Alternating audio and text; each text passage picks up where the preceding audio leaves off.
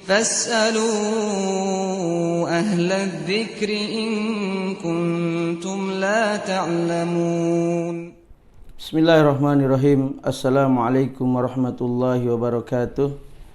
حمدا كثيرا طيبا مباركا فيه وأشهد أن لا إله إلا الله وحده لا شريك له وأشهد أن محمدا عبده ورسوله أما بعد.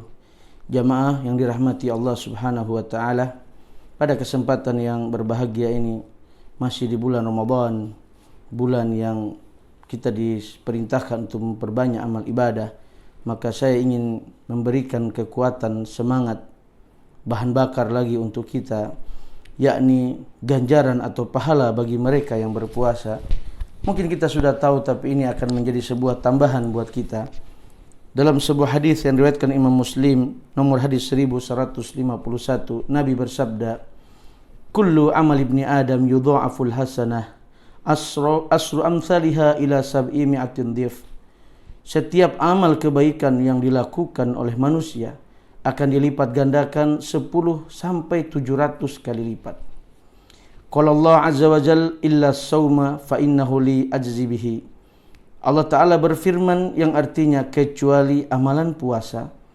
Amalan puasa tersebut untukku, aku yang akan membalasnya.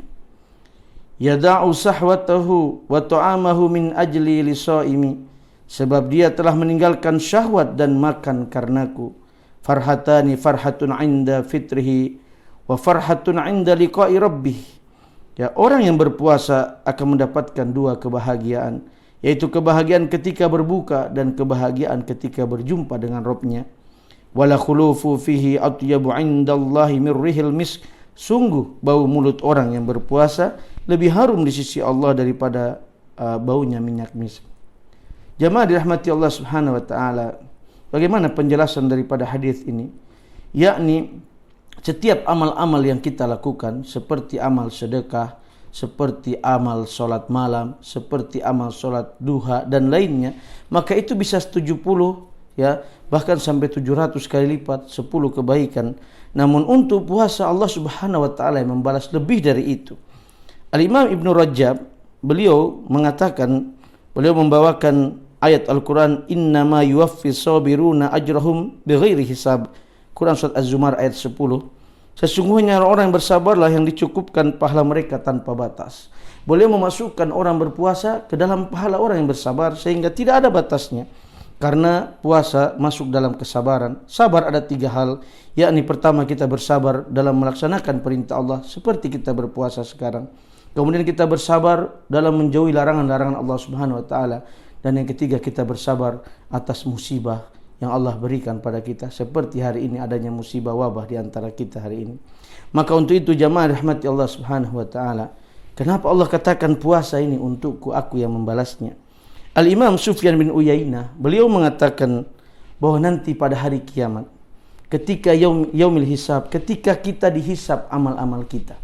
Jika antum di masa dunia punya hutang piutang yang belum beres dengan orang, antum pernah zolimi teman, saudara, handai tolan, belum beres urusannya di dunia ini, berakhir sampai di akhirat, maka pada hari itu kita akan bereskan, kita akan membayar hutang piutang itu. Tapi hari itu tidak ada lagi dinar dan dirham, tidak ada dolar dan rupiah.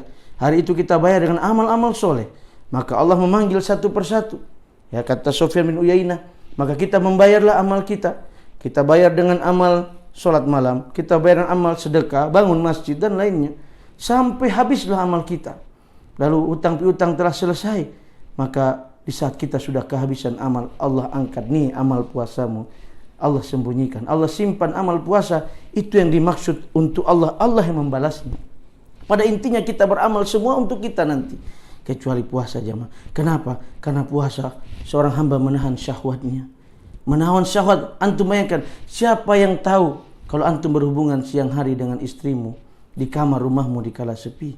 Amalan yang paling dekat keikhlasannya yaitu puasa jemaah.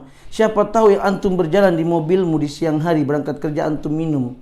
Siapa yang tahu antum makan dalam mobilmu? Atau antum sedang bekerja, sedang dinas di luar kota, antum makan dan lainnya. Bisa saja antum lakukan itu dan tidak ada yang tahu. maka karena dia berpuasa karena Allah Subhanahu wa taala, maka itulah mereka diberikan kemuliaan orang-orang yang berpuasa.